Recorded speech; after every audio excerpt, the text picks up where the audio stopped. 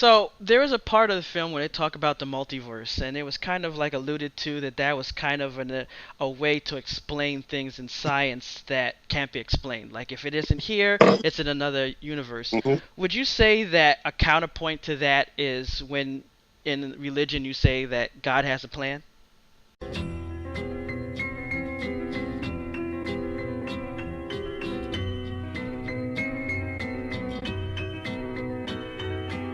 They told me not to be so arrogant on the intro when I have less subscribers than the math to the video. But funk that, let me be real for a minute. We've been here for years to do what we do cause we love it. We interview people from the game community. It doesn't matter if you're new or a huge celebrity. Like getting rid of Derek profile so you can hate me. Because a thumbs down is seriously stupid currency. Shows is smart, funny, and makes you think. Kills off most of our viewers with just a wink. We're here for you, all Lord supporters. I'm like Bernie Sanders, send me your nickel diamond quarters. We love our guests, except the ones that say no. I make too many intros for the Obsolete Gamer Show. That's right, sit back, relax. It's the Obsolete Gamer Show. We're happy today to be talking with Rick Delano, of the producer of The Principal. And, you know, I got to saw this film, and it's really interesting because even though I personally don't understand all the science behind it, you know, I learned a lot about it in school and everything. I did like the premise of it, and, you know, it's really interesting because of a lot of factors. Now, I got to read a lot of reviews, I got to read a lot of comments, and you know, that's one of the real reasons why I really want to talk to you today because I'm always it's always interesting to see when you have two sides of a subject, especially like this. Now, I guess if I had to put myself on one side, I guess I'd be on the heathen side because I guess you know, I guess I'm an atheist on that side, but I'm not like some of these people that post. You know, I'm one of the open-minded ones because I'm a man of logic. I like to listen. I actually like to hear all the different sides. But I guess my first question before even going into about how you came on the project, you know, the writing, the research, everything. Why do you think it's so important that people care about their place? Because in you know in the universe, like why do you think it's so important that people say like regardless of the side, from the scientific side when they say, "Oh, I'm not significant," or from the side that says, "Hey, I'm special." Like, why do you think it's so important for that, you know, a person to say one or the other? Well, that's a great question, J.A., and here's the answer. One of the most fascinating things in history, when you start looking into this, is that this seemingly, minor detail, hey, are we the center or not, has actually completely overturned Western civilization twice already, and is about to do it a third time. Remember, 500 years ago, essentially the entire Western world was Catholic, and they were all geocentrists. I mean, duh, look up. It's all rolling around us, man. And everybody believed that. Every single person, essentially, in the Western world believed that we were the center of the universe and that God had constructed this magnificent heaven that wheeled around us. Now, if you really believe that's the way things are, boy, you're going to have a certain kind of viewpoint toward life. Then Copernicus comes along and says, no, no, no, no. That's just an illusion. What's actually happening is the Earth is rotating on its axis once a day and it's going around the sun once a year, and we ain't the center of anything. That simple idea completely destroys medieval Christian civilization. It's gone. I mean, it's almost impossible to believe how this one idea could have so completely inverted the entire human race's view of who and what they are. And really, all of modern science is really nothing more or less than a series of successive demotions of our place from first we're the center to then we're going around the sun and that's the center. And then all of a sudden the sun ain't the center because there's this galaxy. And then now there's hundreds of billions of galaxies. We just keep getting more and more insignificant. So that changed all of civilization. You can really kiss Christendom goodbye with Copernicus. That was the first revolution. Then around the end of the 19th century, we had the second one because everybody knew we were going around the sun. It all made perfect sense. Newton's gravitation, it all was perfect. It's, obviously, we're going around the sun. One thing I like about scientists, they like to hammer down every nail. And there was one nail that they could never hammer down for hundreds of years. They kept trying to do an experiment that would actually measure this orbital motion that everybody was completely persuaded was occurring. And every experiment they did over 200 years kept coming up with the rather puzzling value of 0 for the motion of the Earth. This went on for 200 years. And at the end of the 19th century, these guys, Michelson and Morley, got some money from Alexander Graham Bell, of all people. And they built what was at that time the most advanced scientific instrument that the human species had ever produced. It was the Michelson interferometer. And this was designed to once and for all nail this down and measure this motion of the Earth that everybody knew was occurring. And they came up with a value of 0 too, and that was a crisis. I mean, at the end of the 19th century, you had really a gigantic crisis in physics because everything we knew about physics said you ought to be able to measure that motion, but every attempt to measure it was coming up with a value of 0. So that was a real problem. And then this Swiss patent clerk guy named Einstein came up with an answer for why all these experiments were showing this puzzling value. And now you kiss goodbye Enlightenment civilization. Newton, the idea of a mechanistic universe where all the forces are very clearly, you can do the math and you'll know exactly what's going to happen. That universe died when Einstein came along and said, no, no, no, no. Rods shrink and clocks run at different rates, and that's why it looks like you're standing still. So that was the second revolution. Now think about this for a second. If you believe that there is no actual standard by which you can say something is solid and not moving and at rest and a basis for which to make measurements, well, you're going to have another kind of civilization. 100 years ago, if I would have said to you, J.A., that's your reality, dude, you would have called me the psycho ward. I mean, what do you mean that's your reality, dude? With relativity, we move into an entirely new civilization where there really is no standard basis. It's all relative. And I think that's reflected in our civilization, too. So now we've put the telescopes up and we've looked out at the very furthest reaches of the universe. We will never see any further than we've seen. We might see clearer, but we'll never see any further because we've reached the cosmic microwave background, the leftover radiation, so it is said, from the Big Bang itself. And what we are seeing is so ridiculously, stupendously shocking that it's almost comical. It's almost like God is up there waving back to us and saying, hey, remember that old Earth-centered universe from 400 years ago that you all laugh about now? Guess what? It really does now appear that the largest structures in the observable universe are arranged around this supposedly insignificant pale blue dot, and that is going to have a gigantic impact on our view of ourselves and on physics going forward.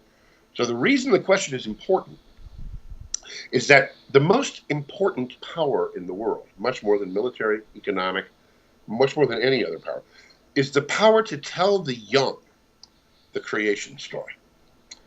When the Catholic Church was running things, they told the creation story.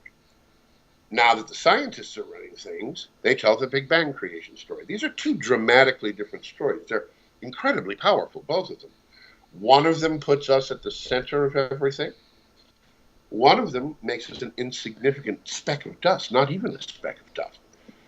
Those two things cannot both be true, and all of Western civilization seems to be a ping-pong match between whoever has the upper hand on which of those stories is true. And these new observations are bringing it back again. As Lawrence Krauss says in the film, an atheist, by the way. Lawrence Krauss says, is this Copernicus coming back to haunt us? Well, in fact, it is. Well, see, that's the thing. Now, what I'm trying to go with this is I'm trying to look at the people that will look at this and maybe they have the same type of science knowledge that I have. A little bit of in high school, maybe a little bit in college. They watch documentaries like maybe they see things on science and on astronomy, and they're like, oh man, this is really interesting, but they don't know all the physics stuff. They know some of these scientists and stuff, but they'll read this and they'll think to themselves, they'll be on one side or the other. And I Yeah. think to themselves, when Um, someone says something about the significance of a person, maybe they'll look and they'll say, hey, maybe someone who says, hey, I'm the center, and maybe they'll look at it from a creational standpoint, they'll say, hey, maybe that gives you a different outlook on life, which could be on the negative. Because if you think, hey, I am the center of the universe, maybe that'll make you go forward in life in a negative way for some people. Maybe some people will go forward and with that kind of a thinking, and they'll go forward and do things in a negative way or a negative thinking. Not everyone. But if you're insignificant, maybe that'll make you grow in a different there's manner. no question about it. I mean, you have one kind of a civilization, if we're the center of the universe, obviously put there by God. God is obviously the designer of the universe. Let's face it, if the earth is the center of the universe, it's over. The entire atheist movement is done. Just as, essentially, the Catholic Church lost its position of infallibility in the minds of Western man 400 years ago. Once Copernicus was, quote unquote, proven to be right, the man in the street said, well, you know what? The church and the Bible can be wrong. And that was a huge thing. Because up until then, basically everybody believed that if the church said it or the Bible said it, it had to be true. Once you took that out of the equation, you see a long, slow decline of the Catholic Church in the Western world. And it continues to this day. That's going to change in a big hurry if science is unable to account for these astounding observations. Because Joe Sixpack, they don't need to know the physics. They don't need to know relativity. They don't need to know calculus. They don't need to be able to do tensor math. They know if the Earth is the center of the universe, that means somebody put it there. Now, that's not a scientific conclusion. That's just a common sense conclusion. And the average guy in the street, just like 500 years ago, just because Copernicus proved the Earth wasn't the center, that didn't mean there was no God, but it certainly did mean in the minds of the average guy that the Catholic Church could be wrong about stuff. And that essentially freed science from the subordinate position that it had to theology and metaphysics. If the Earth is the center of the universe, Joe Sixpack, he's going to be able to figure out what that means. And it'll have a gigantic cultural change. Okay, but let's say if we expanded on that though. Okay, so let's say if we were to say that was true, that doesn't necessarily mean it's the Catholic or Christian God. No, it doesn't. What it does mean, however, is that the argument for intelligent design will have been completely and irrevocably won by those who argue that science itself provides us with conclusive, or as conclusive as science can ever be, with overwhelmingly persuasive evidence that this is a designed universe, that this is not the outcome of random physical processes, but this is giving us all the hallmarks of a design. Once that war is won at the intellectual level, it usually takes about 100 years or so for this stuff to filter down from, the physicists and the cosmologists down into everyday life. That's not going to be the case this time because we've got the internet now. Once this issue fully reaches its crisis moment, which will be in about 7 years, by the way, just so that you know, there won't be any new physics on this for about 7 years. In about 7 years, we're going to get the next generation of telescopes up and running. They call them the square kilometer array telescopes.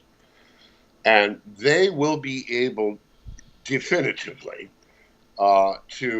it's basically the last chance for science to find out that all these alignments are somehow a mistake and that there's some kind of thing that's conspiring to make every telescope in the world see these things that are pointing at Earth as the focal point of the arrangement of the cosmic structures. So 7 years from now, we have a moment of truth. Either these observations are going to stand up. By the way, they are. Just so that you know, I'm on record right now. They will. Or they'll find some kind of a way to explain them away. They won't. At the end of the day, we're going to find out in about 7 years that the largest structures in the universe are absolutely inexplicably arranged around us. That's going to change the world as much as Copernicus did, and I'm just trying to, get the news out a little bit ahead of time. Now, as far as now in the documentary, they talked about how even back during his time, Copernicus' time, there were, if you went up and you said something against the church, you could be burned at the stake.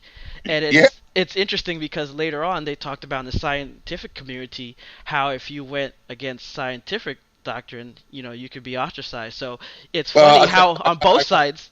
I got to say one thing here, J.A. You got to take your hat off to the scientists because I wasn't burned at the stake. Yeah, they came at me with everything they had. It's really kind of grotesque, the lies that were told about my film. And I think they are pretty much ashamed of themselves at this point. But they didn't burn me at the stake. So that's progress. And I tip my hat to the scientists because they just tried to run me out of theaters and have the SPLC come and accuse my film about cosmology of being anti-Semitic, all that crazy stuff. But at the end of the day, I didn't face anything even remotely approximating what Giordano Bruno faced. So my hat is off to them, at least for that. Well, I mean, my point was is that on both sides, it is true that if you challenge what is believed, at least at the time, that there's going to be a lot of pushback, whether you challenge what is believed in the church or what is challenged what is believed in science.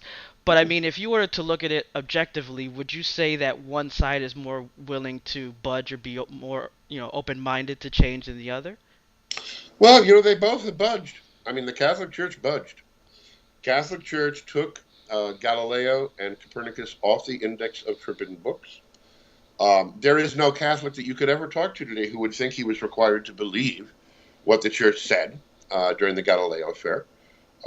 They budged. And having talked to the really smartest guys who really discovered this, they're budging.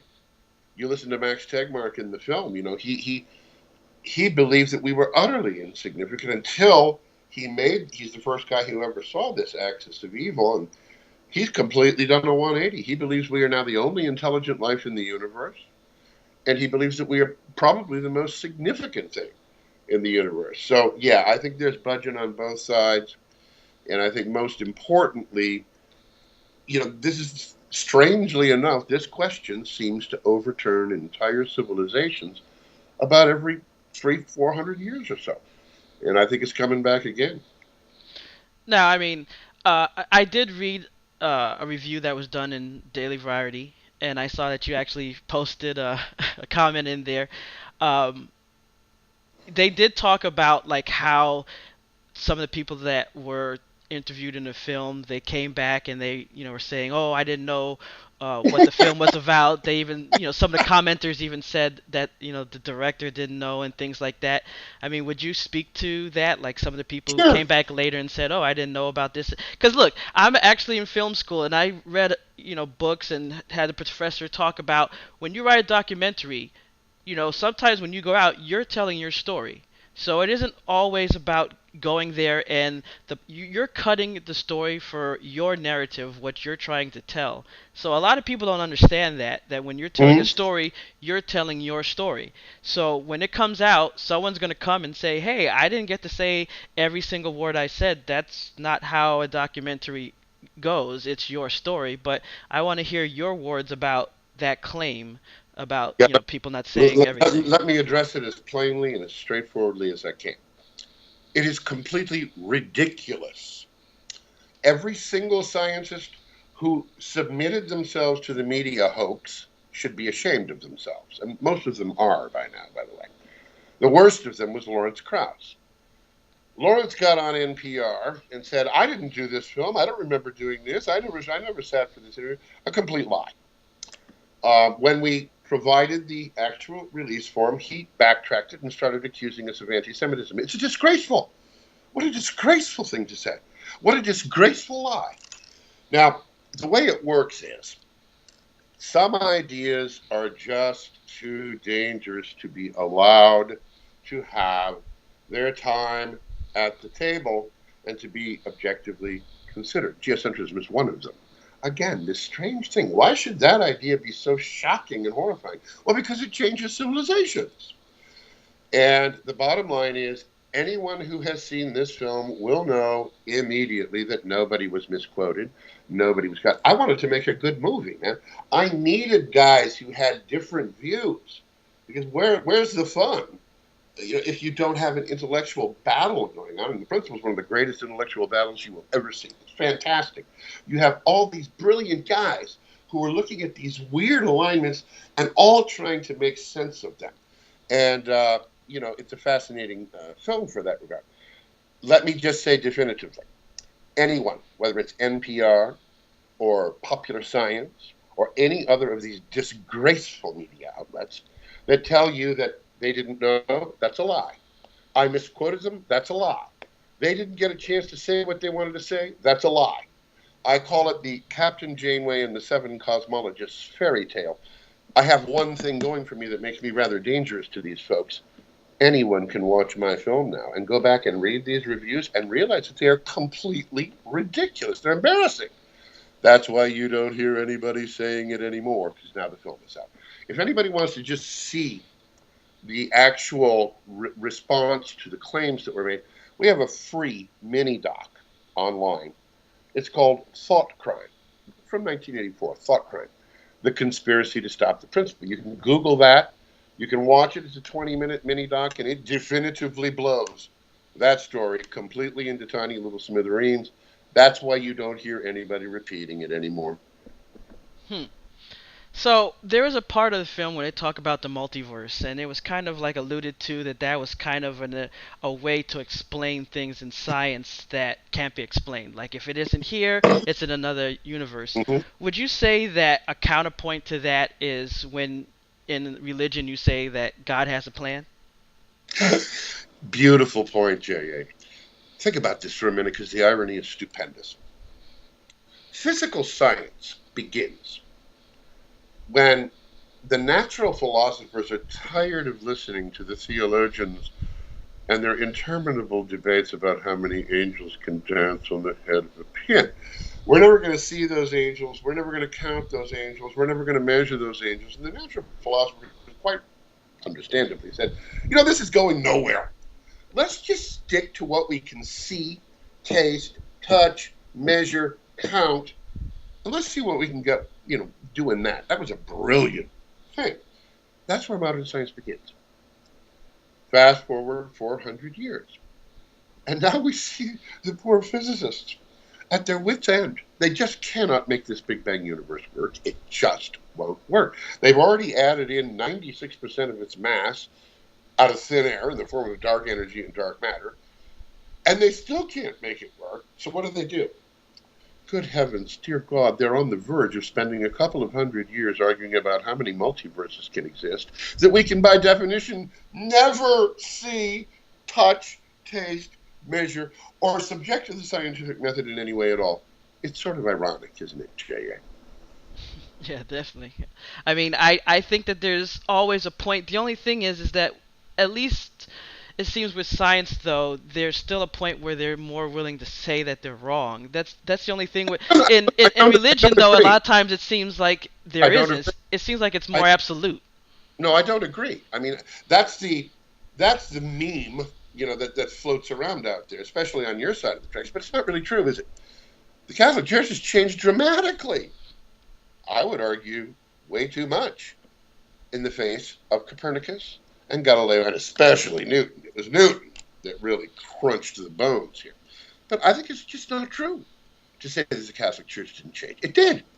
You don't see geocentrism taught in Catholic schools anymore. You don't see, science condemned or considered to be. The Catholic Church is very, very open to science, and so I would argue that that's just that's PR. That's not true. If you look at the actual changes in Catholic teaching since the time of Galileo, they are at least as great as the changes in science since Copernican. But So, I think it's a matter of how that change came about. Like, is it really a change of admitting like, hey, this was actually wrong and we change, or is it kind of like a change like, oh, we've adopted this, or we've made a softening, or well, it's exactly the same for both parties. For example, Newton was falsified at the end of the 19th century. Newton's physics collapsed. They had to reinvent physics from the ground up with Einstein. Do they say that? Heavens no. Oh no, Newton works perfectly at a certain point of the universe. When we get to larger, that's bunk. That's complete baloney. That's hype. Newton was falsified. Everything that they could make work out of Newton, Einstein brought into the equations of general relativity, but the basic assumption that underlies Newtonian mechanics was tossed. Had to be. Had to be because the Earth wasn't able to be measured to be moving, and Newton's physics required that it be moving. So, no, what did science do? It kind of PR'd it just the same way the church PR'd geocentric. Oh, well, it was a different interpretation of the Bible, and we just, when it says the sun rises or the sun stands, so that's just phenomenological language. That's how the church did. And science is doing it exactly the same way. Oh, yeah, well, Newton works perfectly on solar system scale. Baloney! Come on. If everybody was really honest here, I think, all in all, you have two PR campaigns, one from the science side of things and one from the church side of things. And the church was so horrified when it realized it had burned Bruno to the stake to no avail that all of the smart guys in the world were abandoning them and laughing at them, that the church essentially pulled its horns in and said, you know what? We're not going to get involved in this anymore. You can believe what you want to believe about what's going around what.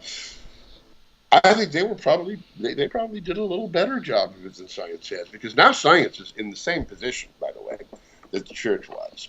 In the next 20 to 40 years, the Big Bang Theory is going to go away. It can't be salvaged. It won't be salvaged. The idea that the Earth is not in a special place in the universe is going away. It can't be salvaged. It won't be salvaged. I have a feeling that the difficulty that science faces now, as it tries to prepare us for this terrifying discovery, I doubt that they will do it as gracefully as the church did, but at least they won't burn anybody at the stake. But I do believe that the viciousness that my film has encountered, the viciousness that I encounter every day, is indicative of the fact that there's a lot of ugliness out there on both sides. A lot of it. Not so much on the Catholic side, because the Catholics are as upset with me as anybody else. But the fundamentalists, obviously, they can get nasty, and certainly the atheists can get nasty, JA, as you know. But they're on what they consider to be a mission to purge the world of this evil religion, which is laughably juvenile, of course. But when you're a Catholic and you look at the history of Western civilization, you know that you're going to go through periods where the evangelical fire is not in our belly, it's in the other guy's belly. And we're confident that's not a tenable position over the long term. And so I wish science well as it prepares to admit its fundamental assumption of the last 500 years has turned out to be false. The church had to do the same thing. They got through it. I'm sure science will too. well, in the end, after looking at the reviews and everything like that, I went over and I just looked at, where you can find the film, like on Amazon, things like that, and I wanted to look at what people wrote there, and it's really interesting, especially like on Amazon. You see a lot of, good reviews, and then you'll see people like they'll trash it. And then when I look at the people that trash it, I see a lot of what you see on Amazon where people just give the one word reviews. Yeah, And I have to be honest here, it is like it does look like people that didn't see the movie. exactly. And it's just someone else just say like, oh, it's just religious propaganda and stuff like that. And as a person who watched it, yeah, I will look at it and I'll say, hey, this is your view, and there may be things that I don't agree with it, but I watched it, I looked at the production value, I appreciate what was told, I thought it was well done for what it was, but I'm not just gonna put 1 star just because I may not agree with everything that was in it. No, Why you're do you, good. why do you think that you have people that do that? And the people that put 4 stars, though, they will write out, and a lot of people do that put 4 stars, though. You could tell a lot of them are religious folks. Mhm. There wasn't a lot of middle ground, though. So in a No, way, that gives like a stark us versus them, and it seems like yeah. in politics, everything it's so much us versus them. It doesn't seem like you'll get a lot of people to just watch a film and say, hey, you know what? Maybe I didn't understand this. Maybe I don't know a lot about the material, but I watched this, and there were some people that said, hey, watch and decide, and that's what I want to bring to this interview. Watch and decide for yourself. Well, thank you, Anthony, J.A., because I agree. We are far too polarized.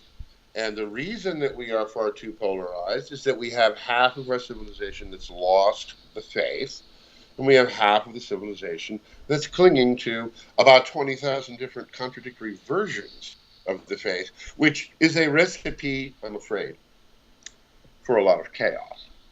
But it's unavoidable at this point. At the end of the day, we have to learn how to be truthful again. That's what we have to learn.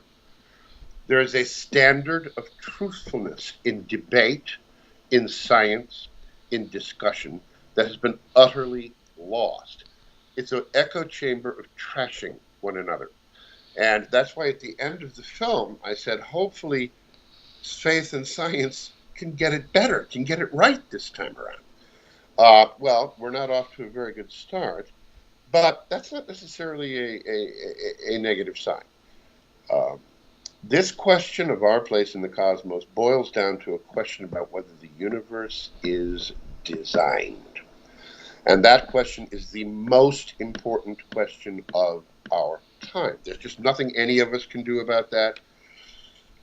There's a battle, an intellectual battle that has been joined over the question of whether the evidence of science teaches us about a random series of physical processes, or whether the evidence of science teaches us about a uniquely designed universe. That is the battle of our time. It should be fought fairly. It won't be, at least not now. It should be fought with a commitment to truthfulness. In other words, if you guys got a point, I got to let you make it, and I do all over the film. I mean, you don't believe me. Many Christians are upset that I gave the atheists so much screen time. Well, tough. You know what? I wanted to make a good movie. I don't really care.